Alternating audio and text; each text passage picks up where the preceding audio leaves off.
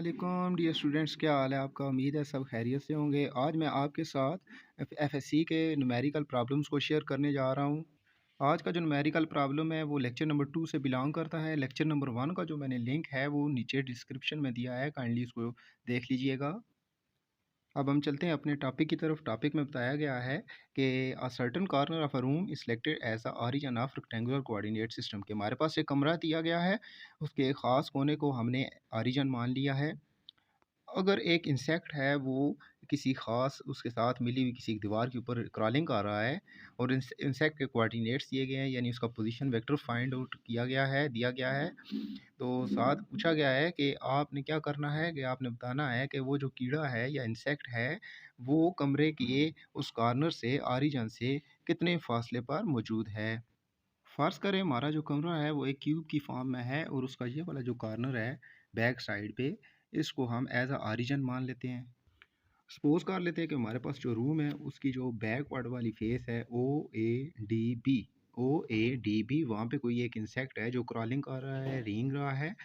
यानी इसकी जो बैकवर्ड वाली फेस है वहाँ पे जो है इंसेक्ट रेंग रहा है। अब ज़रा हम इसकी कोऑर्डिनेट्स को शो करते हैं अपनी ओरिजिनल डायग्राम में।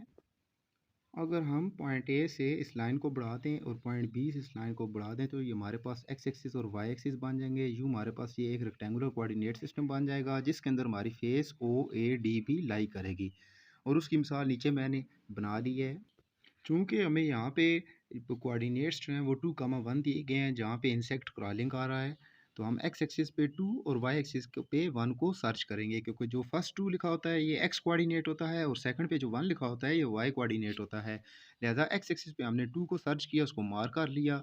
वाई एक्सिस पे 1 को सर्च किया, उसको मार्क कर लिया। दोनों पॉइंट से हमने परपेंडिकुलर ड्रा किए और जहाँ पे ये दोनों परपेंडिकुलर एक दूसरे को मीट कर रहे हैं वहाँ पे हमारा जो है पॉइंट पी आ जाएगा और पॉइंट पी पोजीशन को शो कर रहा है उस इंसेक्ट की, और वो इंसेक्ट जो है adjacent wall O A D B के ऊपर क्रॉलिंग कर रहा है।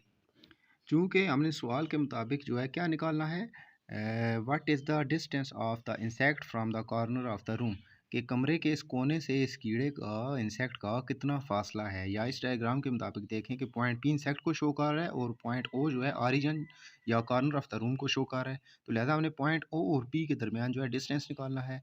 ओ और पी के दरमियान हमने एक स्ट्रेट लगाई और उसको वेक्टर से शो कर दिया। अब हमने चूँकि ओ और पी के दरमियान जो है डियर स्टूडेंट्स हमने डिस्टेंस फाइंड आउट करना है। और ये बात आपने पहले सीखी हुई है कि अगर आपके पास ओ और पी के दरमियान कोई वेक्टर आ रहा है तो जो डिस्टेंस होगा उस वेक्टर के मैग्नीट्यूड के इक्वल होगा, और ये बातें आपने पहले सीखी हुई हैं।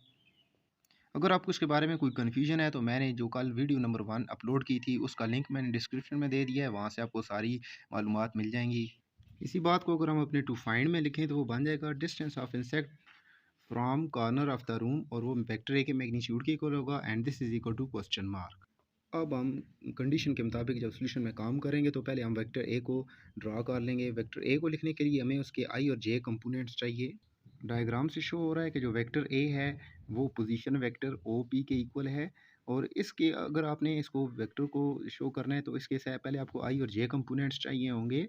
तो आई और जे कंपोनेंट्स निकालने के लिए जो आई कंपोनेंट होता है वो वेक्टर ए का एक्स एक्सिस पे कितना डिस्टेंस होता है वो हमारे पास 2 आ रहा है, यानी इसका 2 कंपोनेंट है। इसी तरह अगर हमने ए का जे कंपोनेंट निकालना है तो हमने वाई एक्सिस पे देखना है कि उसकी वैल्यू क्या आ रही है, वो 1 है, लिहाजा जे के साथ हम 1 पुट कर देंगे। फाइनली हमारे पास वेक्टर ए आ जाएगा जो इक्वल है 2i प्लस जे।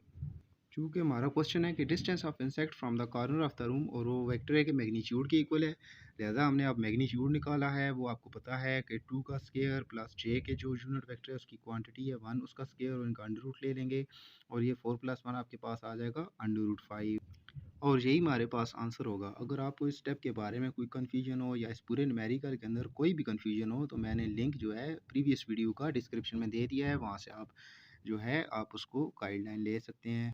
डियर स्टूडेंट, इंशाल्लाह साथ साथ वीडियोस अपलोड होती रहेंगी। इन्फॉर्मेशन हासिल करने के लिए काइंडली हमारे साथ टच में रहिएगा। अल्लाह हाफिज़।